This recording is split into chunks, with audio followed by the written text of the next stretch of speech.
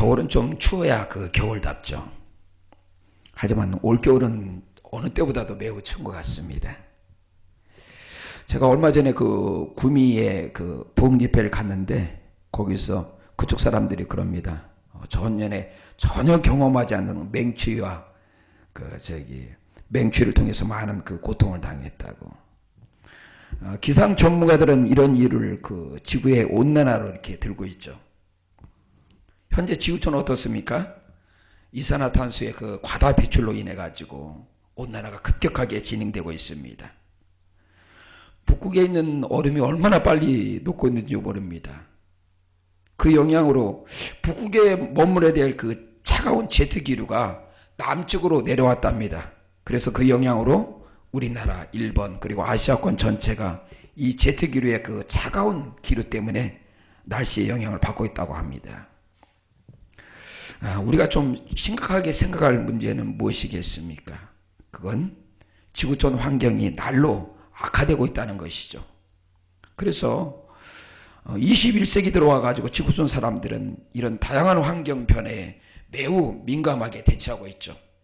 수많은 과학자들은 우리가 살고 있는 이 지구촌의 건강을 위해서 또한 환경의 질을 위해서 무단하게 노력하고 있습니다.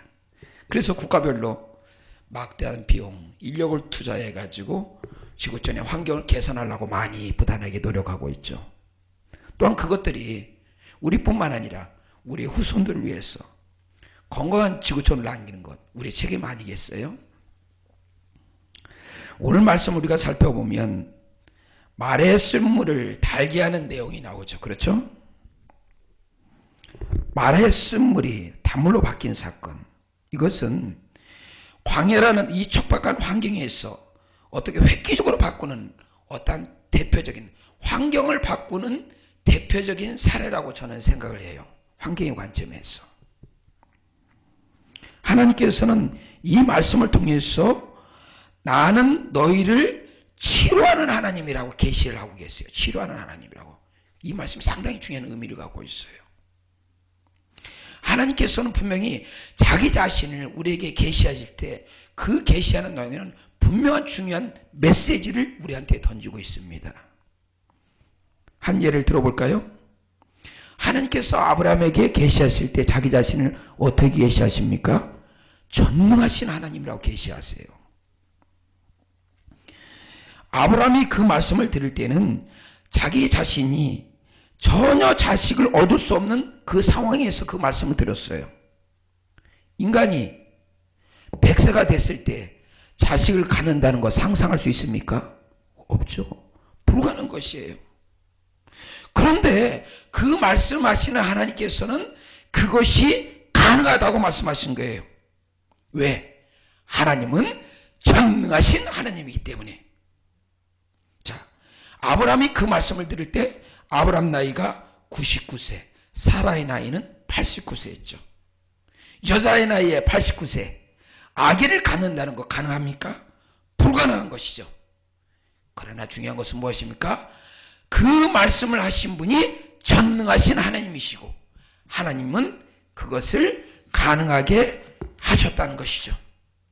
정말로 그 약속의 말씀대로 아브라함은 100세가 되었을 때 사라를 통해서 자식을 얻습니다. 이것이 계시하신 하나님의 주시는 의미예요. 자, 그렇다면 우리가 본문에 돌아가서 하나님께서는 이 본문을 통해서 자기 자신을 치료하신 하나님이다. 이런 계시를 해주고 계세요.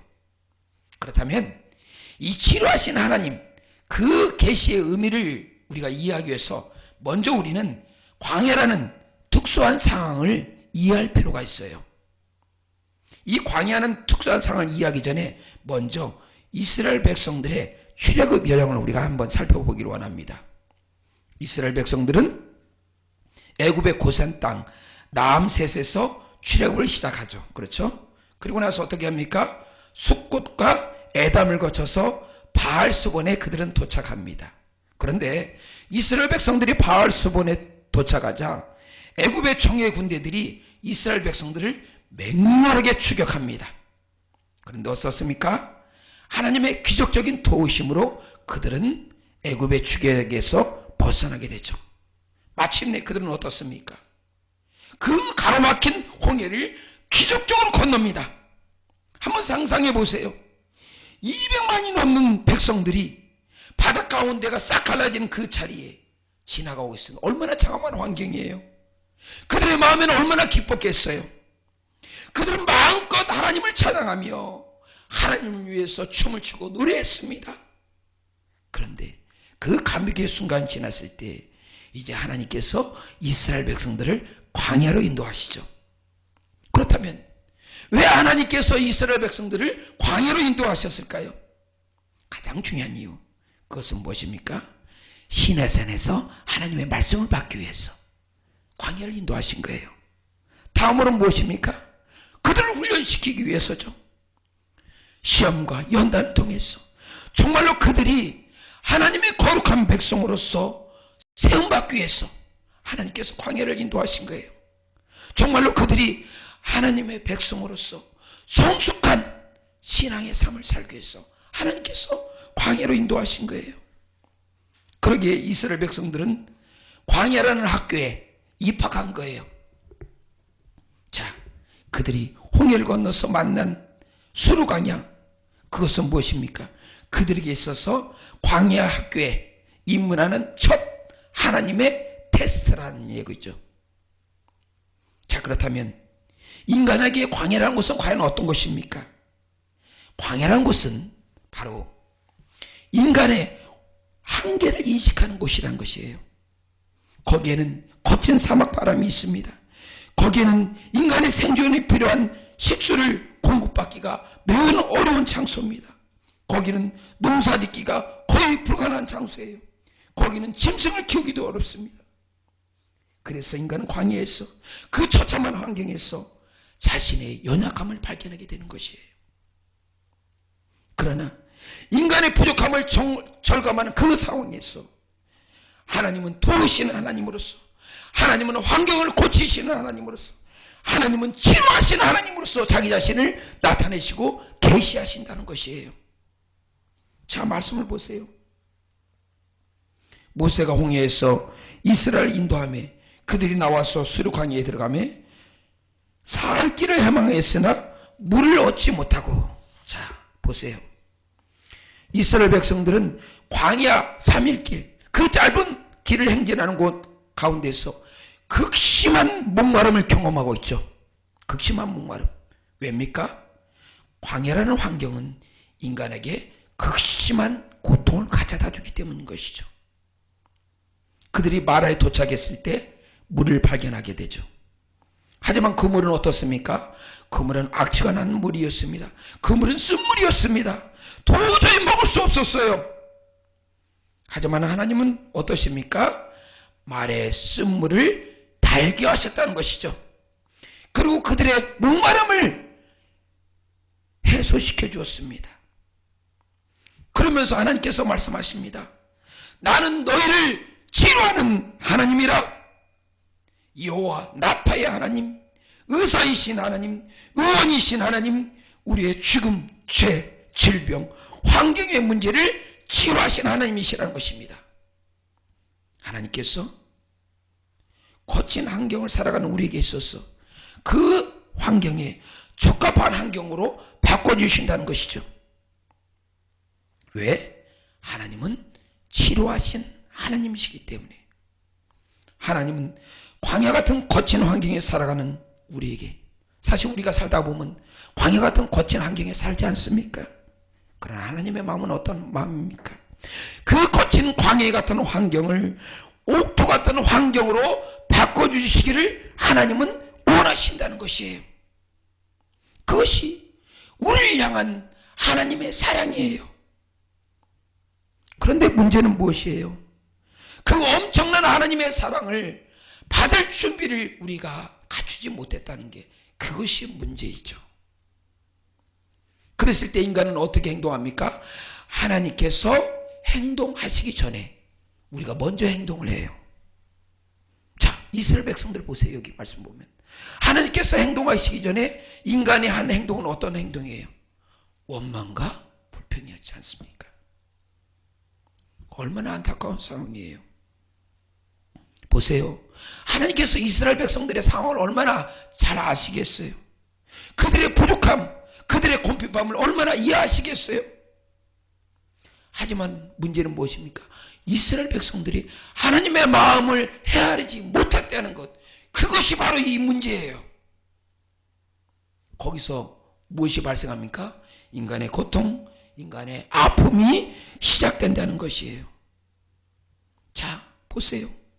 이스라엘 백성들은 홍해를 건너서 사흘길을 행진했죠. 그들이 마라난 지역에 도착했습니다.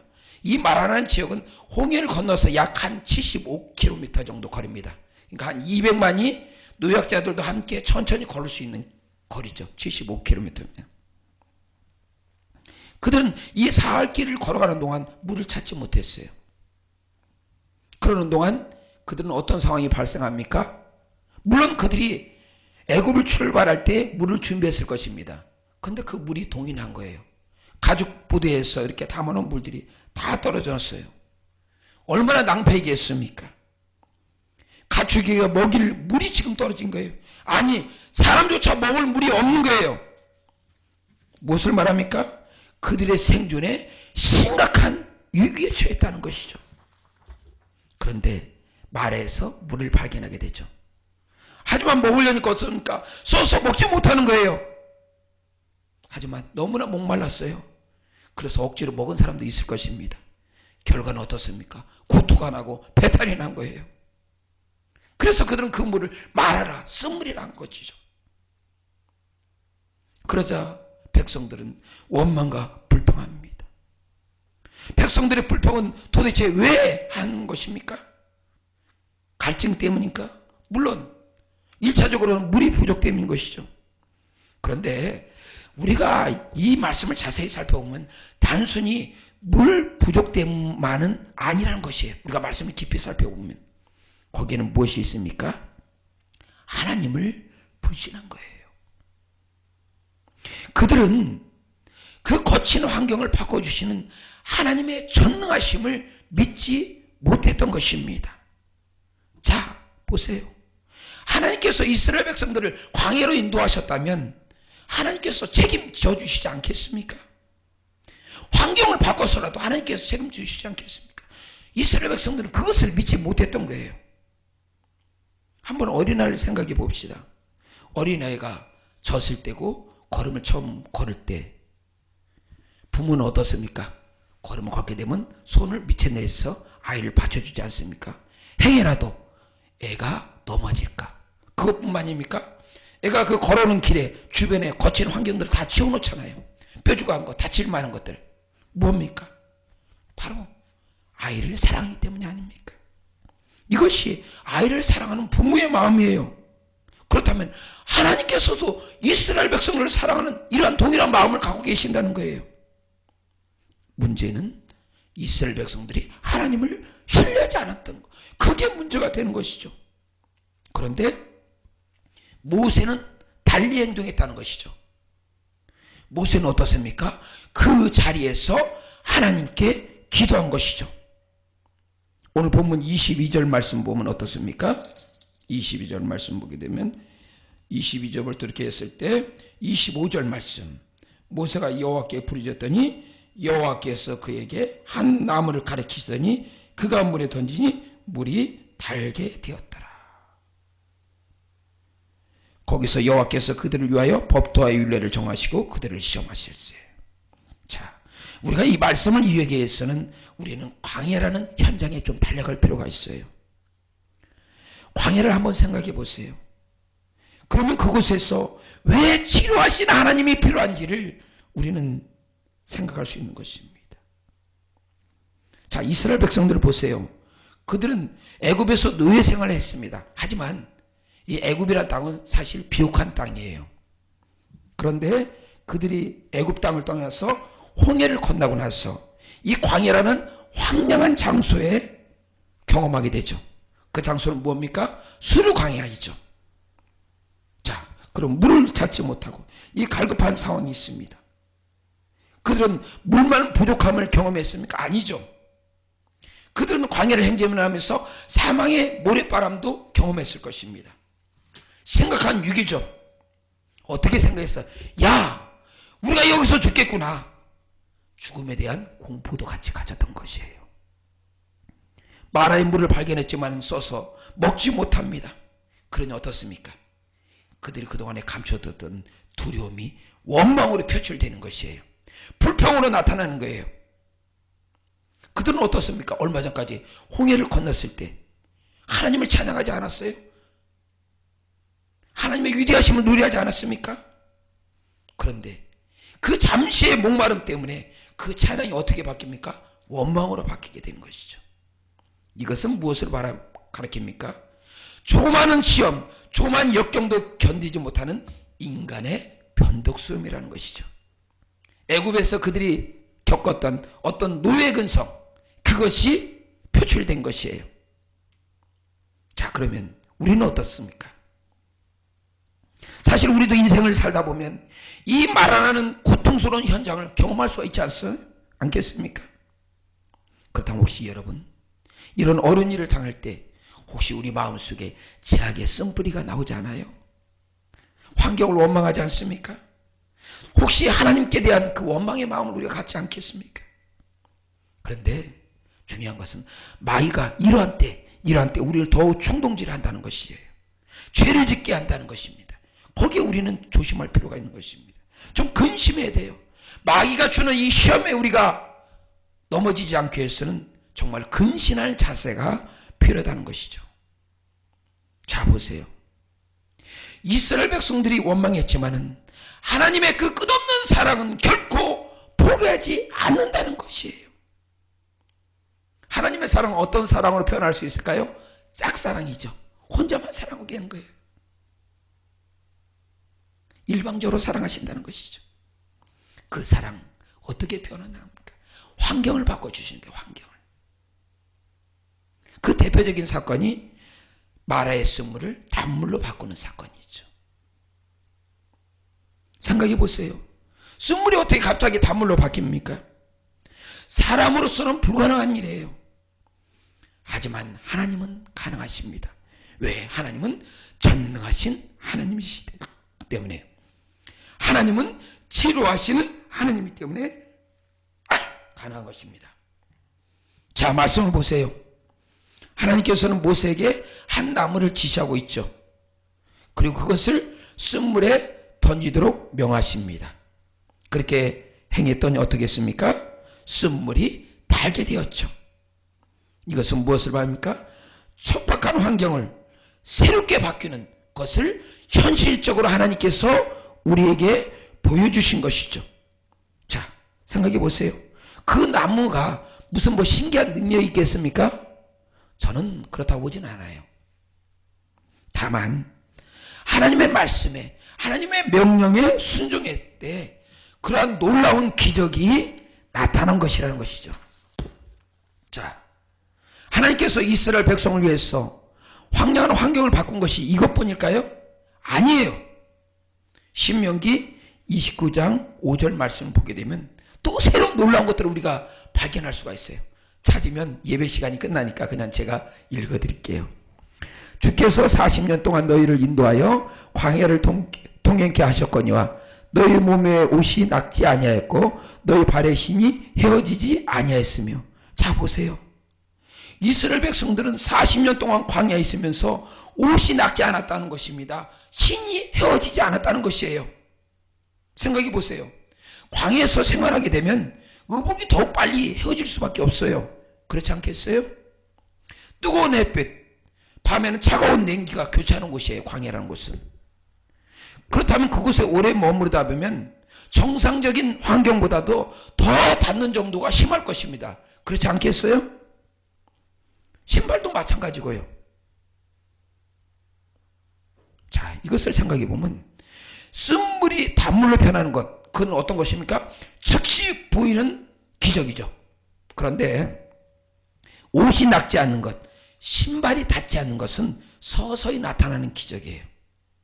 무엇을 말한 것입니까? 하나님께서는 이스라엘 백성들이 움직이는 곳, 진영이 머무는 곳에 이 환경의 기적을, 환경을 바꿔주셨다는 것이에요. 그럼 우리 삶에서 한번 적용해 봅시다. 사실 우리는 어려운 일을 당할 때 바로 응답하시는 하나님의 기적을 사실 생각을 많이 해서요. 물론 그것도 하나님께서 베풀으십니다. 필요할 때. 그러나 때로는 신발과 옷이 낡지 않고 헤어지지 않는 그런 서서히 나타나는 기적도 우리에게 베풀어 주신다는 거예요. 다만 우리는 그것이 너무나 서서히 진행되기 때문에 그것이 기적인 것인 줄 몰라요. 하나님께서는 하나님 백성을 사랑하세요. 그리고 우리 환경 속에서 그런 것을 기적으로 나타내 주시는 거예요. 다만 우리가 미처 깨닫지 못하는 것입니다. 우리가 그것을 깨닫는다면 우리의 삶의 자리에 하나님께서 동행하시는구나. 우리의 환경을 바뀌어주시는구나. 그것을 믿고 우리가 하나님에 대한 신뢰를 더 굳건히 세울 수 있다는 것입니다.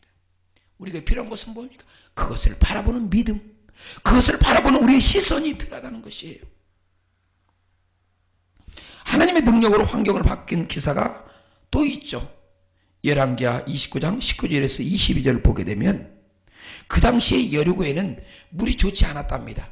그래서 과실이 제대로 열매를 맺지 못했다는 것이죠. 그때 엘리사라는 선지자가 물근원에 올라가지고 소금을 던집니다. 그리고 선포하죠. 하나님께서 이 물을 고치셨다. 하나님께서 이 물을 고치셨다는 것이죠. 그 말씀대로 나쁜 물이 좋은 물로 바뀌었고 풍성한 과실을 여리고에서 비로소 맺을 수 있다는 것입니다. 그렇습니다. 하나님의 능력은 거친 환경을 옥토 같은 환경으로 바꿔주신다는 것이에요. 그것뿐만 아니죠. 창세기 26장 12절 말씀 보게 되면 이삭이 그랄 땅에 농사지었더니 100배나 수확을 거뒀다고 합니다. 자, 보세요. 중요한 것은 그 당시에 가나안 전역에 흉년이 들었다는 것이에요.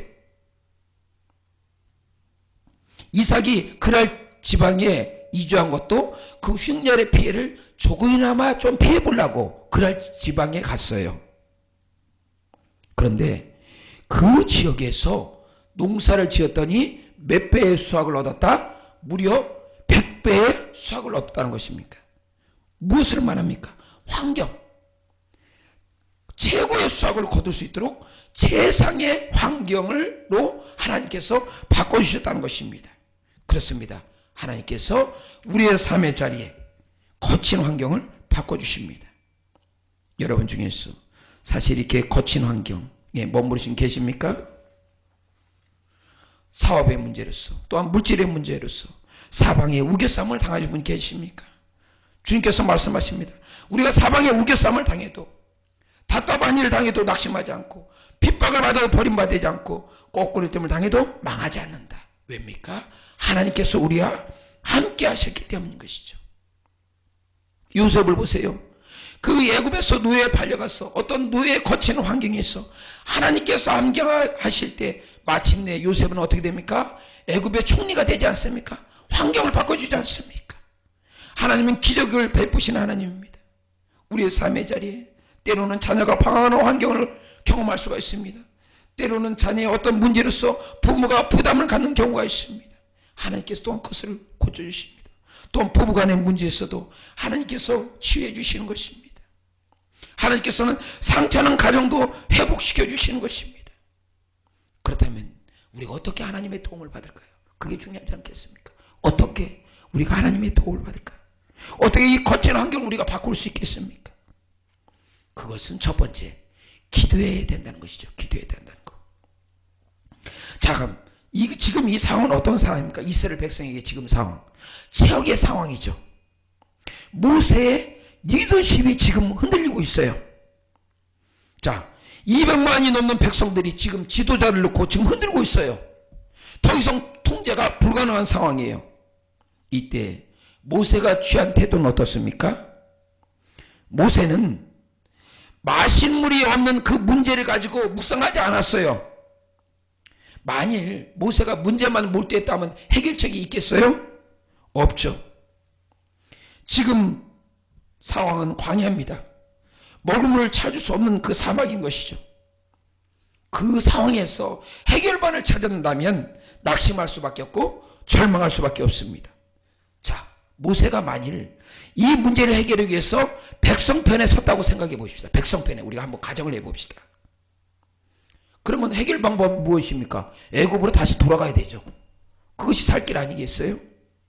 자, 만일 모세가 이스라엘 백성들을 이끌고 다시 애굽으로 되돌아간다. 무엇을 가리키는 겁니까? 만약 그렇다면 그것은 약속의 땅으로 인도하시는 하나님의 뜻에 정면으로 도전하는 행동 아니에요. 그렇지 않습니까? 하지만 모세는 그렇게 행동하지 않았죠. 하나님 앞에 달려가서 기도했다는 것이에요. 부르짖어 간구했다는 것입니다. 물이 쓰다고 원망하는 백성들을 뒤로하면서 하나님 앞에 달려갔다는 것이에요. 어떤 간구였습니까? 이 거친 환경을 옥토 같은 환경으로 바꿔달라고 모세는 간절히 기도했다는 것이죠. 자, 보세요. 내가 부를 때 나 여호와가 응답하였고 내가 부르짖을 때 말하기를 내가 여기 있다 하리라. 이것이 하나님의 응답의 말씀이에요. 우리가 문제 가지고 부르짖을 때 하나님께서 우리의 삶의 자리에 매우 가까이 계신다는 것입니다. 모세는 그 믿음을 가졌던 것이에요. 여러분, 어려운 일을 당할 때 우리가 해야 될 태도는 무엇입니까? 부정적인 생각을 하는 사람들, 그들과 함께하지 말라는 것이에요. 그들과 함께하면 어떻습니까? 우리 똑같이 그 부정적인 영향을 받게 돼요. 낙심하게 되고 절망하게 됩니다.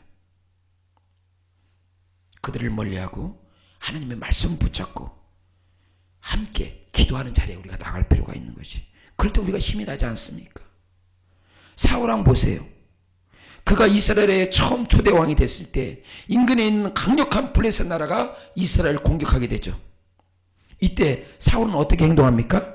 하나님을 의지하기보다도 그 블레셋 백성들의 군대에 두려워하는 백성들 편에 서게 되죠. 그래서 무서웠다는 그 백성들의 마음을 달래기 위해서 어떻게 합니까? 자신이 직접 제사를 드리는 거예요. 이것은 무엇을 가리키는 겁니까? 제사장만이 할 수 있는 제사의 영역을 침범하게 된 것이죠. 이 마음은 어떤 마음입니까? 하나님을 불신하는 태도에서 행동한 태도 아니에요? 하나님의 그 결과는 어떻습니까? 하나님의 진노를 받게 되는 것이죠. 하나님께서 말씀하십니다. 사무엘 선지자를 통해서 사울의 왕조는 당대에 끝난다. 저주를 받게 되는 것이죠. 그렇습니다. 사람 의지하고 문제만 우리가 몰두하면 상황은 더욱더 악화되는 것입니다. 하지만 모세는 바로 하나님 앞에 나가서 기도했죠. 기도는 무엇입니까? 난국을 헤쳐가는 원동력이라는 것이에요. 기도는 하나님을 만나는 첩경이라는 것입니다. 모세는 기도를 통해서 하나님의 음성을 듣게 되는 것이죠. 그 음성은 문제를 헤쳐나가는 원동력이라는 것이에요. 자, 여러분, 주의 음성을 듣기를 바랍니다. 너 중에 고난다가 있느냐? 저는 기도할 것이로. 정말 하나님의 음성을 듣기 위해서는 우리는 기도해야 될 줄 압니다. 어떤 상황, 어떤 어려운 경우에도 우리는 기도하면서 하나님 앞에 달려갈 필요가 있는 것이죠. 주님께서 말씀하시지 않습니까? 아무것도 염려하지 말고 오직 모든 일에 기도와 간구로서 너희 구할 것을 감사함으로 하나님께 아뢰라. 그러면 하나님께서 그리스도의 평강으로 우리의 마음과 생각을 지키신다고 했습니다. 그랬을 때 모든 좋은 선물이 위로부터 임한다는 것입니다. 주께서 오늘도 주의 말씀을 통해서 그의 말씀을 통해서 묵상하고 그 말씀을 통해서 그 말씀을 붙잡고 기도하게 되면 하나님께서 세미한 음성으로서 생명의 음성으로 우리에게 들려주시는 것입니다. 그 음성을 들을 때 그 악화된 상황이 일순간에 역전시키는 능력으로 나타난다는 것이에요. 척박한 환경 속에서 정말로 더 하나님 앞에 붙들기를 원합니다. 하나님께서 이스라엘 백성들을 이 척박한 환경으로 인도하신 것은 무엇입니까? 더 나은 신앙의 진보를 위해서. 그것이 하나님의 뜻이에요. 다음으로 우리는 어떤 것이 필요합니까? 하나님의 말씀에 순종이 필요하다. 하나님의 말씀에 순종. 자, 하나님께서 모세에게 무엇을 보여주십니까? 25절 말씀 보게 되면, 자, 첫 번째 25절 말씀 보게 되면 하나님께서 한 나무를 지으신 것을 가르쳐 줬고, 모세는 그 말씀을 듣고 어떻게 됩니까? 그가 물에 던지니, 그 쓴물에 던지는 행동이 나타나는 거죠. 하나님께 지시한 그 나무를 마라의 쓴물에 던질 때 단물이 변하는 것입니다. 자, 그렇다면 그 나무를 쓴물에 던지는 그 행위가 무엇을 가리킨다? 그것이 바로 순종이라는 것이에요. 순종은 어디서부터 나옵니까? 하나님에 대한 신뢰부터 순종이 나온다는 것이에요. 여기서 우리는 리더의 중요한 책임을 발견해야 되는 것이죠. 자, 여기서 우리는 중요한 메시지를 우리가 발견할 수가 있어요. 자, 하나님께서 하나님 말씀에 순종하는 행위, 그것은 이스라엘 백성들에게 중요한 행동을 통해서 메시지를 던진다는 것이에요.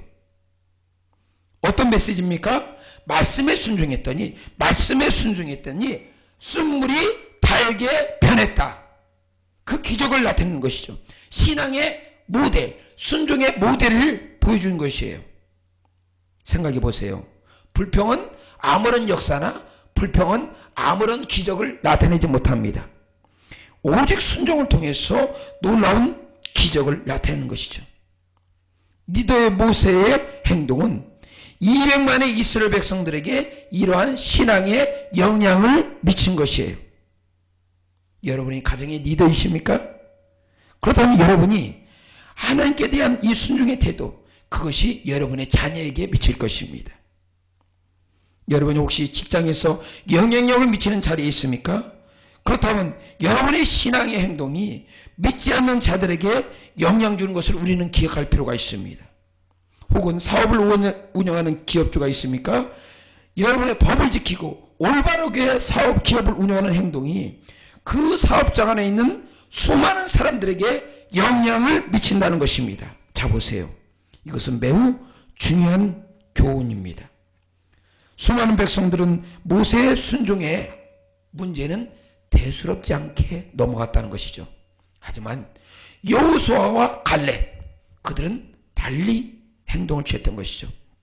그들은 모세의 순종의 모습을 신앙으로 봐줬던 것입니다. 그 순종하는 태도를 아름다운 신앙으로 무장했던 것이에요. 그래서 그들만이 약속의 땅을 쟁취하지 않았습니까? 자, 이 사실을 우리가 어떻게 알 수 있어요? 민수기 32장 11절에서 12절 말씀 보게 되면 그 말씀을 하세요. 이것도 제가 이제 읽어드리겠습니다. 자, 애굽에서 나온 자들의 20세 이상 사람으로 한 사람도 내가 아브라함과 이삭과 야곱에게 맹세한 땅을 정령이 보지 못하려니 이는 그들이 나를 온전히 순종치 아니하였음이라. 다만 여기서 중요합니다. 그나스 사람 여분네 아들 갈렙과 눈의 아들 여호수아는 볼 것은 여호와를 온전히 순종하였음이라. 여기서 순종이 나오지 않습니까? 자, 보세요. 20세 이상의 이스라엘 백성들은 한 사람도 가나안 땅을 밟지 못했습니다. 오직 누구만 들어갑니까?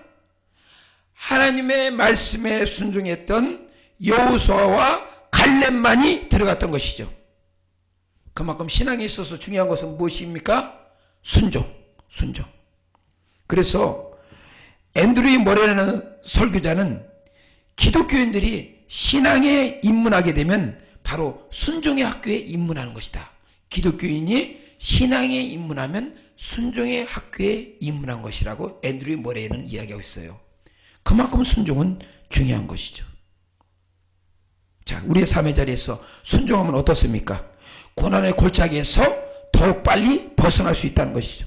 고통의 멍에에서 우리가 순종하면 어떻습니까? 자유롭게 된다는 것이죠. 예수님 보세요. 예수님은 우리 죄를 위해서 십자가에서 몸짓고 피 흘리셨습니다. 왜입니까? 하나님의 말씀에 순종하기 위해서. 자, 예수님은 위대한 꿈을 갖고 계셨어요. 그것은 죄로 인해서 가시와 엉겅퀴가 나오는 이 땅의 환경을 새롭게 바꾸시는 것이 예수님의 뜻이라는 것이에요. 하나님은 믿는 모든 백성이 젖과 꿀이 흐르는 가나안 땅으로 오기를 원하십니다. 자, 그렇다면 믿는 우리에게 있어서 젖과 꿀이 흐르는 가나안 땅은 어디입니까? 영원한 천국이잖아요. 그렇죠? 예수님 그곳으로 우리를 인도하시기 위해서 십자가에 죽으신 것이에요. 예수님께서 십자가에 못 박히시 전날 밤 겟세마네에 서서 하신 기도는 어떤 의미를 갖고 있어요? 그것은 하나님의 뜻을 이루기 위한 예수님의 몸부림이었어요. 예수님의 십자가에 죽으심은 무엇을 말합니까? 그것은 하나님의 뜻을 이루기 위한 예수님의 순종의 모습이었다는 것이에요. 그 예수님의 기도, 그 예수님의 순종하심으로 모든 것을 예수님은 바꿔놓으셨습니다. 모든 영적인 환경을 새롭게 예수님은 새롭게 하셨다는 것이에요. 가시와 엉겅퀴가 나는 그 척박함 속에서 사계절 풍성한 생명나무를 맺어지게 하는 영원한 생명으로 예수님께서 인도해 주시지 않았습니까? 인생의 갈증나는 환경에서 영원히 목마르지 않은 영원한 생명수 강가로 예수님께서 인도해 주시지 않았습니까? 고난과 고통이 넘치는 이 척박한 세상에서 영원한 부유와 영원한 평안이 넘치는 그 영원한 하나님의 나라로 예수님은 인도하시지 않았습니까? 그렇습니다. 우리가 기도와 순종을 통해서 우리는 모든 것을 바꿀 수가 있어요. 말씀을 맺겠습니다. 우리가 살다 보면 인생의 도처에는 이 말하는 환경이 너무나 많이 있습니다. 그러나 하나님은 어떻습니까? 그것을 물된 동산으로 하나님께서 바꿔주신다는 것이에요. 우리가 필요한 것은 무엇입니까? 그 전능하신 하나님을 믿고 그 전능하신 하나님을 신뢰한다는 것이 필요한 것이죠. 하나님을 신뢰하고 기도로서 순종으로서 우리가 달려가는 것이 필요한 것입니다. 자, 에스겔서 36장을 보게 되면 하나님께서 이런 말씀하시죠. 하나님께서는 이 시온의 황량한 환경을 회복하신다고 약속하십니다. 그 회복을 통해서 어떻게 됩니까? 바벨론 포로에 잡혀간 백성들이 다시 돌아오시겠다고 하나님께서 약속하시죠. 이스라엘 전역에 말랐던 강이 다시 흐른다고 하나님께서 약속하십니다. 시든 백합화가 다시 피어날 것이라고 하나님께서 약속하십니다. 거친 사막이 새로운 땅으로 개간될 것이라고 하나님께서 약속하십니다. 이스라엘 백성들은 이제 적은 수에서 양떼처럼 많아진다고 하나님께서 약속하십니다. 그런데 놀라운 것은 에스겔서 36장 37절 말씀에 하나님께서 이렇게 말씀하시죠. 그럼에도 불구하고 너희는 내게 이렇게 기도할지니라. 하나님께서 놀라운 위대한 계획을 갖고 계셨을지라도 그 계획을 이루시기 위해서 이스라엘 백성들이 기도하라는 것이에요. 이것이 하나님의 뜻이에요. 오늘 우리에게서도 하나님께서 이러한 놀라운 우리에게 축복과 계획을 준비하고 계십니다. 그러면 어떻습니까? 하나님을 신뢰하고 믿고 기도해야 되는 것이죠. 믿음으로 순종함을 통해서 우리는 하나님께서 약속하신 놀라운 축복을 누릴 줄 믿습니다. 자, 우리에게 축복을 베푸시는 하나님, 좋은 것을 베푸신 하나님, 우리가 찬양할 필요가 있습니다. 이스라엘 백성들이 단순히 홍해를 건넜을 때 그 잠시에 하나님 앞에 찬양 드리는 것, 거기에서 머무르지 말고 정말로 광야 땅을 행진할지라도 하나님을 찬양하며 하나님께 노래하며 하나님을 신뢰하는 그 귀한 신앙, 그 귀한 신앙이 오늘을 살아가는 우리에게서도 동일하게 붙들고 하나님을 향해서 달려가면서 정말로 세상에서 살아갈지라도 믿음으로 승리하며 하나님께 영광 돌리는 축복된 삶을 살아야 될 줄